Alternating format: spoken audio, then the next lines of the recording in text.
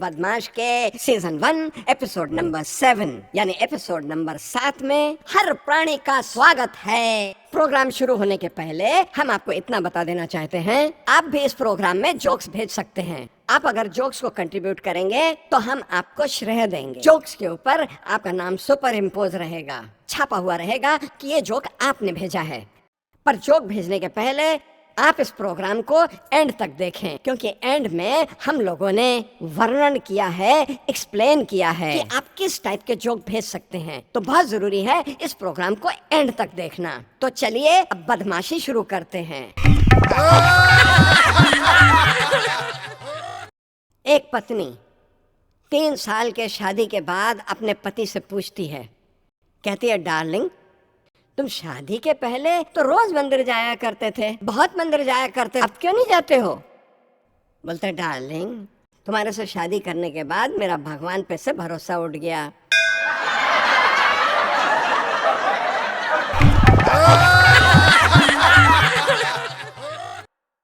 एक पत्नी अपने पति से बोलती है, तुम बहुत सीधे साधे हो, भोले भाले हो, तुमको कोई भी बेवकूफ बना देता है। बोलता है, हाँ शुरुआत तो तेरे पिताजी ने की थी ना।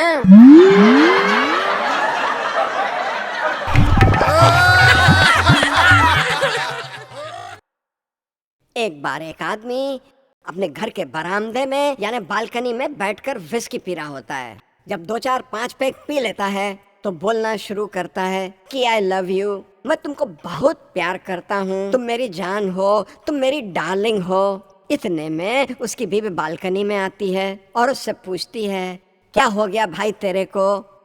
तू बोल रहा है या तेरी विस्की बोल रही है? तो बोल तो मैं ही रहा हूँ, पर तुमसे नहीं बोल रहा हूँ, अपनी विस्की से बात कर रहा हूँ।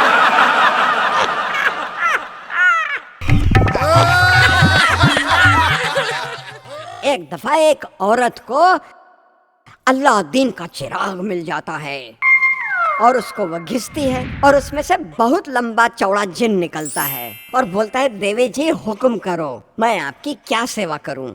वो औरत जो है शादीशुदा नहीं होती है, बोलती है, जिन जी मुझे ऐसा पति दिलाओ जो मुझे बहुत बहुत बहुत प्यार करे और अपने सीने से लगा के रखे। जब वो नींद में से उठे तो सबसे पहले मेरी तरफ देखे, मुझे हाथ लगाए, मुझे प्यार करे। जिन बोला, तथास्तु, और उस औरत को आईफोन बना देता है।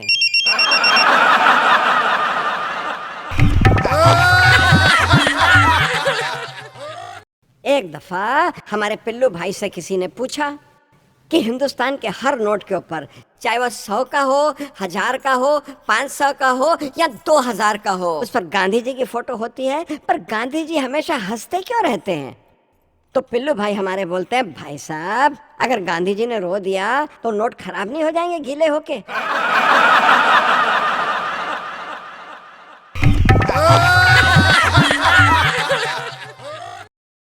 हमारे पिल्लू भाई एक फिल्म के थिएटर के बाहर खड़े हुए थे। एक आदमी स्कूटर पे आता है, स्कूटर को रोकता है और उनसे पूछता है, भाई साहब यहाँ स्कूटर का स्टैंड कहाँ है? तो पिल्लू भाई उसकी शक्ल देखते हैं, पूछते हैं, आपका नाम क्या है?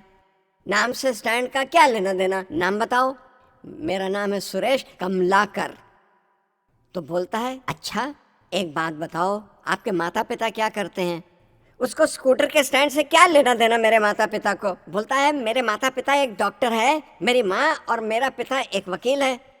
अच्छा ये तो बहुत अच्छी बात है। कहता है, तुम कहाँ रहते हो? कहता है, मैं तो नेपेंसी रोड पे रहता हूँ। वो भी बहुत अच्छी बात है। कहता है, तुम कहाँ तक पढ़े लिखे हो? कहता है, मैंने MA किया है। कहता है, एक बात बताओ, तुम इतने पढ़े लिखे हो, तुम्हारे माता पिता इतने पढ़े लिखे हैं, अच्छे खानदान के हो, तुमको ये नहीं पता कि स्कूटर का स्टैंड स्कूटर के नीचे होता है?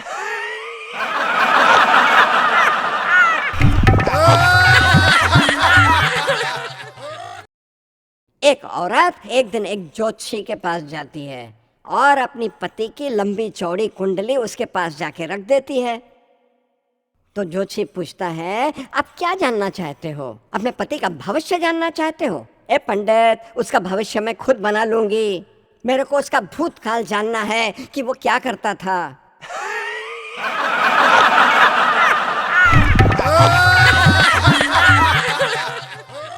एक औरत के 3 बड़े प्यारे प्यारे दामाद होते थे। वो देखने के लिए कि कौन सा दामाद उससे सबसे ज्यादा प्यार करता है, तो वो नदी में कूद गई। तीनों दामाद जो देख रहे थे, उसमें से एक दामाद ने नदी में जंप लगाया और उसको बचा लिया। जैसे बचा लिया, उस औरत ने उस दामाद को एक गाड़ी प्रेजेंट कर दी, यानी कार तोहफे में दे दी। दूसरे दिन फिर उस औरत ने जंप लगाया, तो दूसरे दामाद ने उसको बचा लिया, तो उसको उसने मोटरसाइकिल दे दी, फटफटी दे दी। तीसरे दिन फिर उस औरत ने नदी में जंप लगाया, पर तीसरे दामाद ने उसको नहीं बचाया, ये सोच के अब तो उसको साइकिल ही मिलेगी। पर नहीं, क्या हुआ, सास तो वो मर गई, मगर उसके मरने के बाद ससुर ने आके उस दामाद को एक मर्सिडीज दे दी।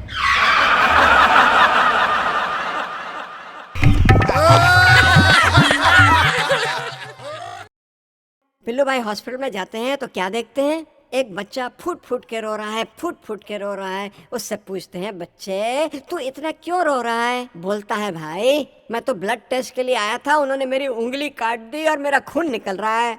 तो पिल्लू भाई वहां से भाग गए। वो बोले, मैं तो यहाँ पे अपना पेशाब टेस्ट कराने आया था।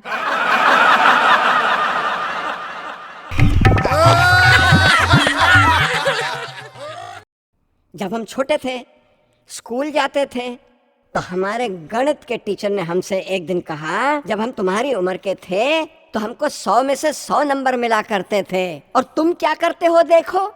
हमने कहा, टीचर जी, आपके जो मास्टर जी होंगे ना, वो बहुत अच्छे बुद्धिमान होंगे।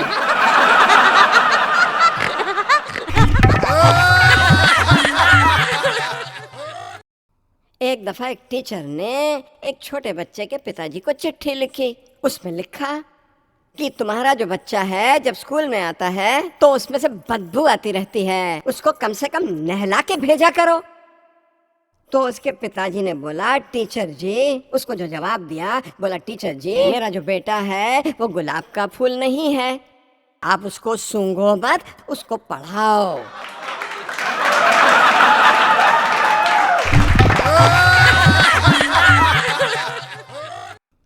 एक पत्नी अपने पति से बोलती है, हमारी जो पड़ोसन है ना, वो हर संडे घूमने जाती है अपने पति के साथ, आप कभी लेके गए हो? कहता, कई दफा मैंने उससे पूछा, पर हर दफा मना कर देती है।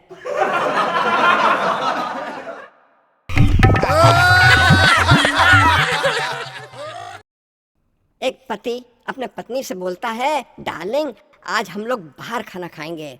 बोलती है, कोई बात नहीं, मैं 15 मिनट में रेडी होके आती हूँ। वो बोलता है, मैं घर के बाहर कुर्सी टेबल लगा देता हूँ।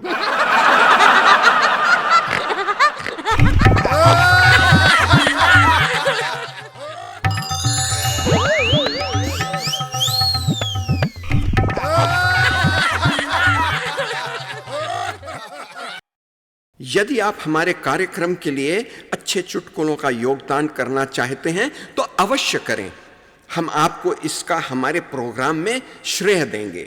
कृपया इस बात का ध्यान रखें कि आपके चुटकुले दूसरों की भावना को चोट न पहुंचाएं। किसी के भी जाति, धर्म, व्यक्तित्व और राजनीति का अपमान न करें। चुटकुले भेजने का पता billubadmash@gmail.com। If you would like to contribute good jokes for our program, please do send it to us and we will acknowledge your contribution in our show. But please see to it that your jokes should not hurt the sentiments and feelings of others. Please avoid jokes insulting caste, creed, religion, personalities and politicians. Please send them to billubadmash@gmail.com.